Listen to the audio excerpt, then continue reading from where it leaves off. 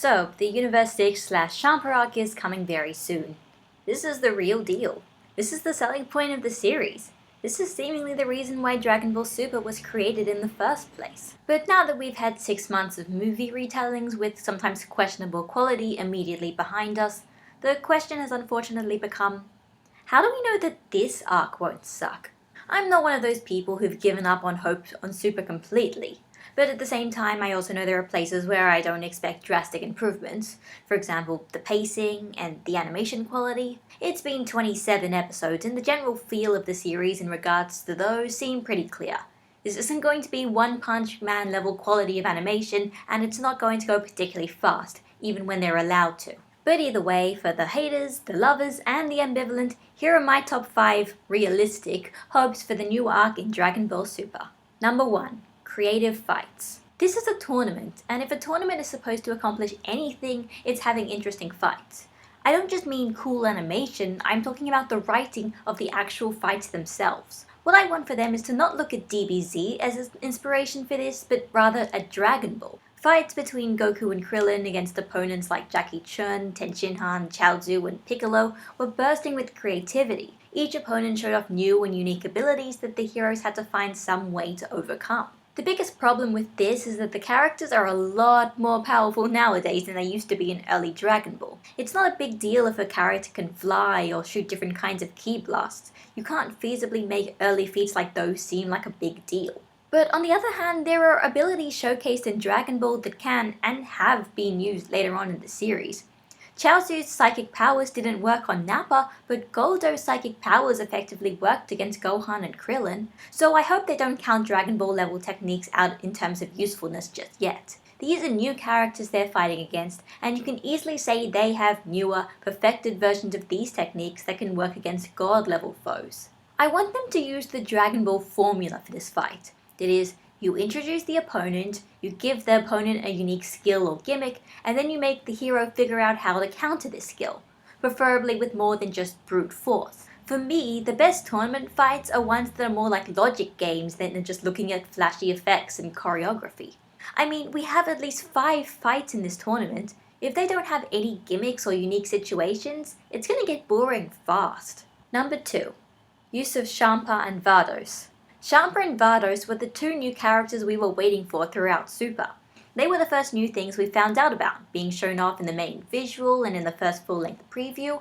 I hope that's for a reason. You see, what I find interesting about Champa and Vados is they can take the powers of Beerus and Whis and potentially use them against the heroes. Are Whis' time rewinding powers a bit too convenient? Well, what if Vados could also rewind time? And what if she used that to rewrite everything to her own benefit? Not to mention, Vados would presumably have all the techniques Whis has, like making force fields and healing and having another dimension in her staff. Is Beerus still a little too strong for his own good? Well, Champa is presumably just as strong as him, that is stronger than Goku and Vegeta individually, and those two still don't like working together. That makes Champa a very dangerous threat if he decides to step up himself. These characters have potential. Even if it's just a tournament, we don't know what's going to happen later on. Will they be villains? Will they be eventual allies? We don't know, but there's a lot of cool stuff that they can do with them. Number 3. The new characters. We managed not to get any Broly or Evil Goku in this tournament, so I'd say this roster is a success. Their designs are unique and quite intriguing, and we don't know anything about them. Heck, we barely know anything about Monica either. These characters don't necessarily need backstory. Dragon Ball doesn't do that very often, but they do need to stand out, both from the heroes and from each other.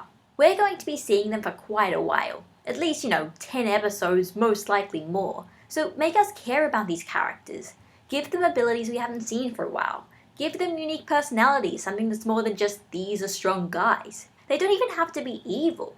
In fact, if they're not evil, it'll be more interesting because we might even be rooting for them in their fights. These characters don't even have to stick around very long. They can return to their universe, never to come back to the main story once this tournament is over, but I at least want them to be memorable for the moments that they have. All of this applies to Monica too.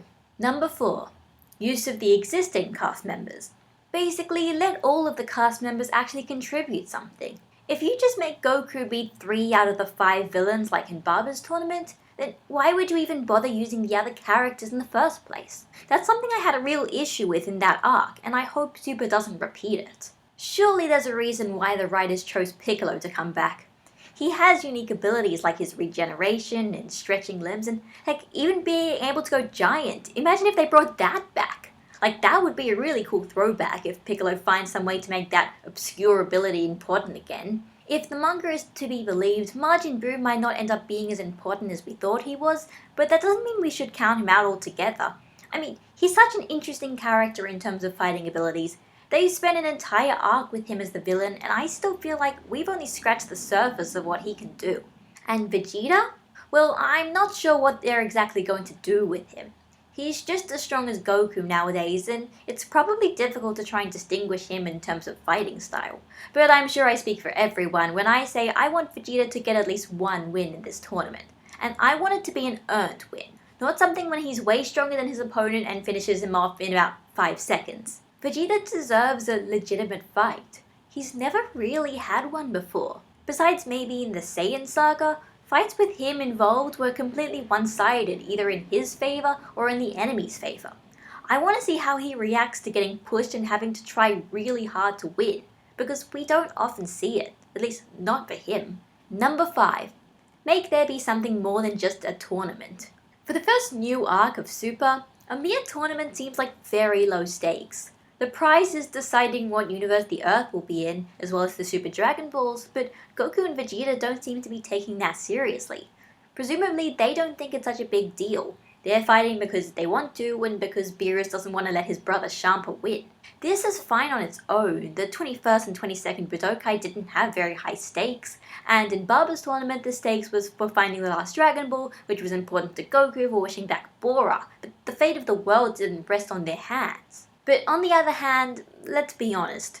For the first selling point of Super, if it ended just a tournament battle and the stakes don't feel high in any way, there's no character development, then this entire arc is going to feel pointless. And the Resurrection arc already kind of feels pointless. So they need to make this important somehow. And that's all I really want from the new arc.